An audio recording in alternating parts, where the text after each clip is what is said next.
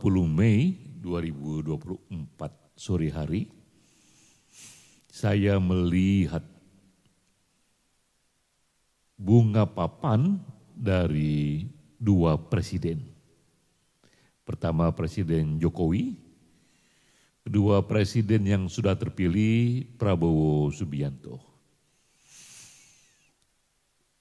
Papan bunga ini dua-duanya ditujukan kepada ibu kami, Yuyun Muslim Taher, mengenang 100 hari wafatnya almarhumah.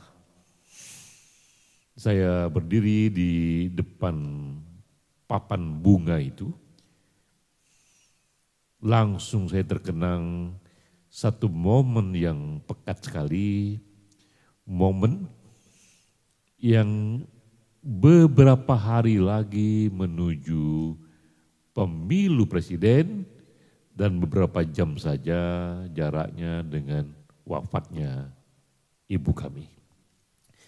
Sebelum saya mengeksplor itu, saya ingin ucapkan terima kasih dulu kepada Pak Jokowi, juga kepada Pak Prabowo yang mengirim bunga papan itu. Terima kasih banyak.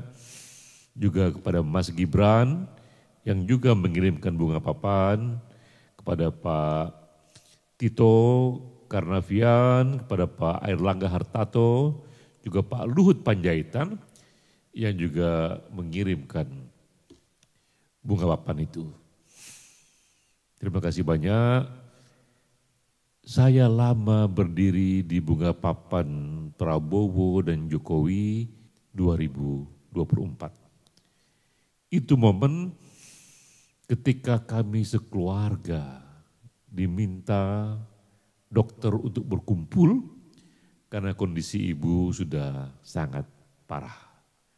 Ibu kami, Ibu Yuyun Muslim Taher, ada di ruang ICU. Kami kakak adik melepas semua kegiatan saat itu, berkumpul bersama anak menantu dan cucu-cucu dari ibu. Saya sendiri sengaja tak membuka handphone hari itu, saya hanya membawa 1-2 buku saja untuk saya baca-baca karena saya tahu bahwa saya akan lama tinggal di rumah sakit itu untuk menemani ibu, melihat kondisi ibu. Lalu kemudian saya lihat ibu masih terus survive ya, dan jam 12 malam saya pulang ke rumah. Sampai di rumah barulah sempat saya buka handphone yang tak pernah saya buka hari itu selama di rumah sakit. Kagetlah saya karena ternyata ada teks dari ajudan presiden yang mengatakan, Pak Denny, jika ada waktu silakan besok ditunggu oleh Pak Jokowi. Wah, ini bagi saya kehormatan jika dipanggil presiden, karena beberapa kali juga saya dipanggil presiden, 4 mata saja bercakap-cakap, saya memberikan pandangan-pandangan, berdasarkan riset mengenai situasi politik mutakhir. Tapi jika presiden memanggil berarti saya harus siapkan data mutakhir, saya harus siapkan minimal dalam bentuk PowerPoint yang enak dibaca, mudah dipahami, cepat pula diketahui pokok-pokok yang akan saya gambarkan. Tapi itu jam 12:30 malam. Tak enak saya mengganggu karyawan yang lain yang pastilah sudah tidur, sementara saya harus menyiapkan sesuatu dan dengan segala cara di momen itu hanya dengan handphone saja, saya kutak-katiklah itu berbagai bagan-bagan supaya dia bisa membentuk satu gagasan yang akan saya sampaikan kepada presiden, berikut data-datanya. Selesailah sudah PowerPoint itu, tapi saya lihat jam sudah pukul 1 malam. Sementara ini harus dicetak agar presiden juga nyaman melihatnya. Namun saya nyetak di mana karena pasti juga kantor sudah tutup. Biasanya karyawan yang mengerjakannya. Saya tanya kepada ajudan yang menemani saya yang juga tidur di rumah. Katanya Pak Denny itu di daerah Rawamangun sana ada banyak fotokopi yang buka 24 jam. Maka jam 1 malam pun saya ditemani supir dan seorang pengawal datang ke sana. Dan saya katakan kepada pengawal, kamu harus pastikan ini bisa dicetak tapi jangan terbaca oleh mereka. Dan juga jangan ada data yang bisa dikopi oleh mereka, ini harus benar-benar steril karena ini data-data yang bukan untuk publik. Dan saya juga awasi dari jauh segala hal menjadi oke, menjadi tak ada masalah. Dan di ujung saya lihat kemudian ada nasi goreng tek-tek. Itu nasi goreng yang dulu saya sangat senang sekali memakannya di era-era membuat paper ketika masih mahasiswa tahun 80-an sekitar 40 tahun yang lalu. Jadi pertama kali setelah itu saya kembali makan nasi tek-tek sekitar jam 1:30 malam sambil menunggu selesai itu makalah dicetak. Selesailah itu kemudian makalah dicetak, saya tidur.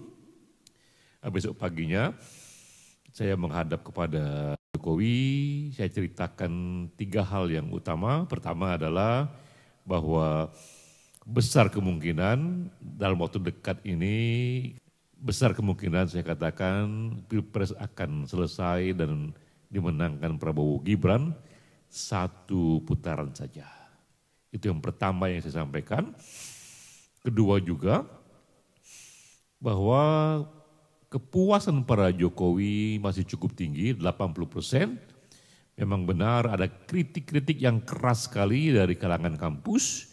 Dan itu kritik yang penting karena dia memperkaya pandangan kita soal demokrasi yang harus kita perhatikan. Tapi memang tak banyak efek elektoralnya, tidak banyak mengganggu situasi. Dan ketiga juga hal yang saya tahu juga mungkin ini ditanyakan oleh Pak Jokowi.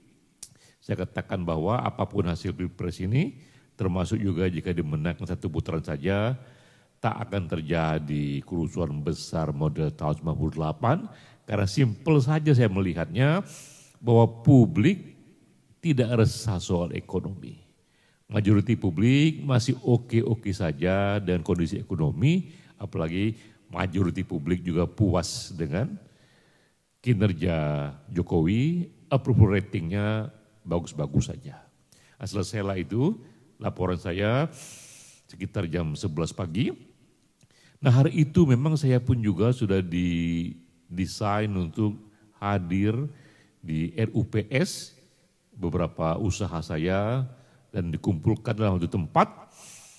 Namun di kepala saya masih berat karena saya ingat ibu yang sedang sakit.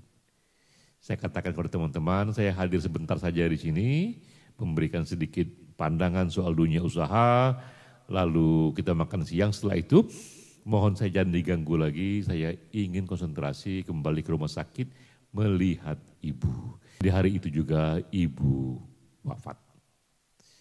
Di malam hari ibu wafat, terakhir juga itu saya melihat ibu dan kami pun membawa ibu pulang ke rumah untuk menyembayangkannya dan menyusun semua agenda bersama untuk pemakamannya besok tanggal 10.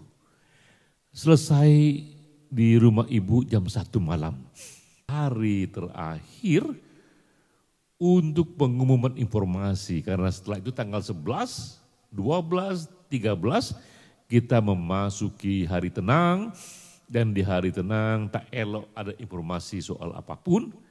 Maka jam 1 malam sekali lagi saya datang ke kantor untuk merekam video menyatakan terakhir kalinya prediksi saya mengenai hasil Pilpres nanti. Itu tanggal 10, Pilpres akan terjadi 4 hari kemudian. Masalahnya jika untuk merekam suara di video itu bisa saya kerjakan sendiri hanya dengan handphone saja. Maka dengan wajah yang lusuh karena baru saja saya ikut menyembayangkan ibu yang baru wafat. Sementara juga tuntutan kerja saya selaku peneliti, selaku konsultan politik harus juga memberikan pertanggungjawaban terakhir kepada publik untuk menyatakan inilah hasil terakhir prediksi LSI DNIJA.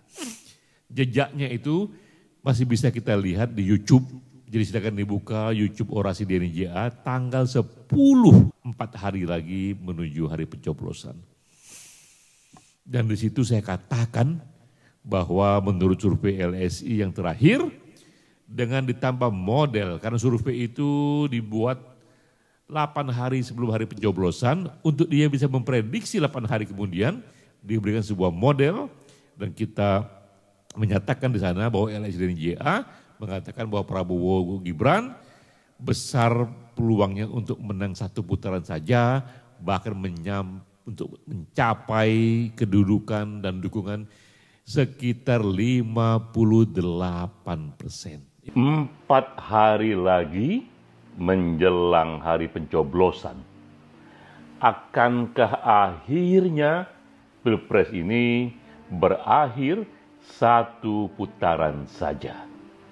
Inilah pertanyaan yang paling hot dan menggelisahkan di banyak kubu.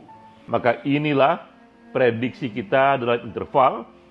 Nomor 2 pasangan Prabowo Gibran angkanya 47,9% hingga 58,3%. Kita dengar ininya hasil dari video yang saya buat jam 1 malam itu dengan wajah yang lusuh.